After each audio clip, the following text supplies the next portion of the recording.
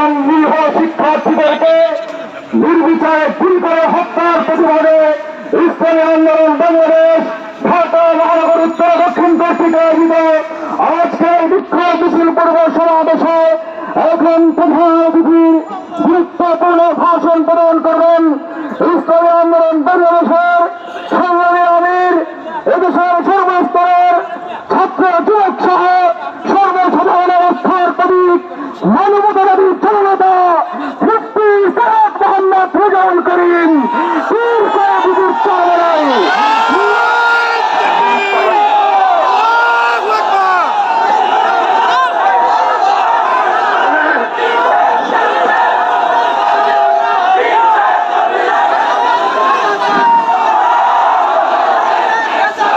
الحمد لله وكفى وسلام على عباده الذين اصطفى أما بعد فأعوذ بالله من الشيطان الرجيم بسم الله الرحمن الرحيم ولا تهنوا ولا تحزنوا وأنتم الأعلون إن كنتم مؤمنين صدق الله العلي العظيم وقال رسول الله صلى الله عليه وسلم من رأى منكم منكرا فليغيره بيده فإن لم يستطع فبلسانه فإن لم يستطع فبقلبه وذلك أضعف الإيمان صدق الله العلي العظيم সবাই দুরূদ শরীফ পড়ি اللهم صل على سيدنا حبيبنا مولانا محمد صلى الله عليه وعلى آله وأصحابه وبارك وسلم।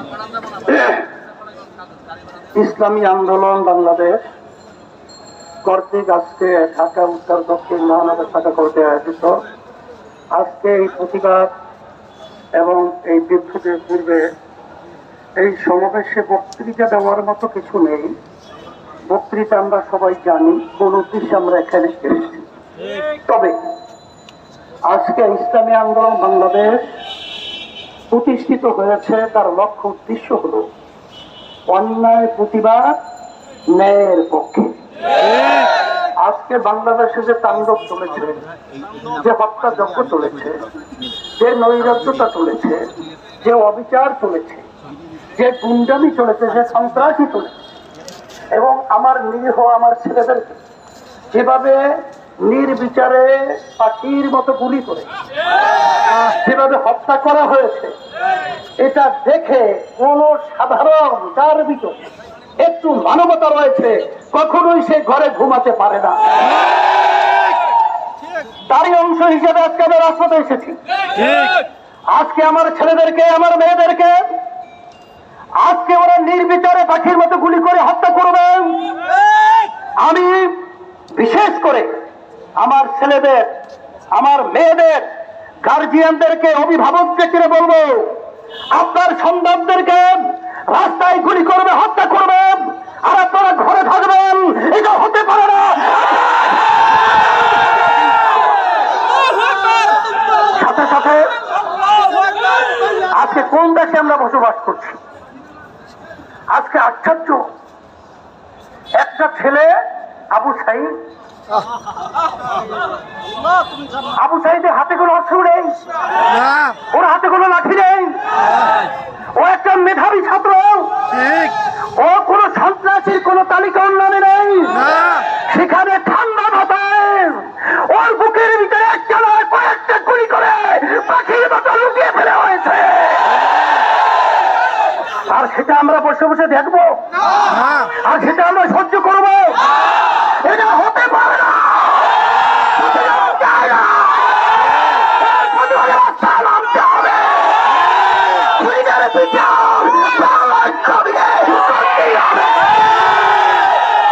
শুধু তাই নয়, আজকে আওয়ামী লীগ স্বঘোষিত প্রধানমন্ত্রী, কারণ বাংলাদেশের জনগণের ভোটে তো সে প্রধানমন্ত্রী হয় নাই। আর এই সরকার তো বাংলাদেশের জনগণের ভোটে সরকার নির্বাচিত হয় নাই। আজকে তার থেকে সুন্দর মায়া কান্নার শব্দ শোনা যায়, কিন্তু আপনি এবং আপনার সেক্রেটারি জেনারেল দলীয় তাদের বক্তব্যের কারণে আজকে হত্যাযজ্ঞ বাংলাদেশে ঘটেছে। আপনারাই আপনাদের সন্ত্রাসীকে উস্কিয়ে দিয়ে আমার নিরীহ ছাত্রদের উপরে, ছাত্রীদের উপরে গুলি করে চালিয়ে দেশকে কলঙ্কিত করেছে। শুধু তাই নয়, বাংলাদেশের ইতিহাস আজ পর্যন্ত ইউনিভার্সিটি সহ শিক্ষাঙ্গন কোন ক্যাম্পাসে আজ পর্যন্ত কোন সংবিধান নেই সেখানে পুলিশ প্রশাসন তারা নির্বিচারে ছাত্রদেরকে ছাত্রীদেরকে মারবে। বাংলাদেশ এখন বাংলাদেশ নেই, এদেশটা এখন সন্ত্রাসীদের দেশ হয়ে গেছে।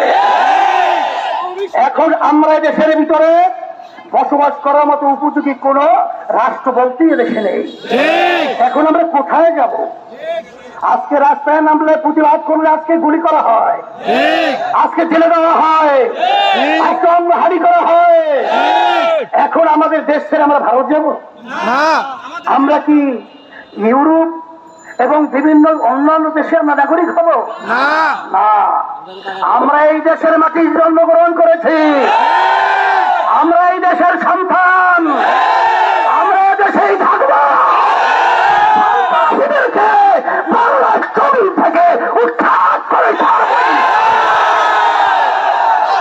এই জন্য আমি আজকে বক্তব্য বেশি লম্বা দেব না।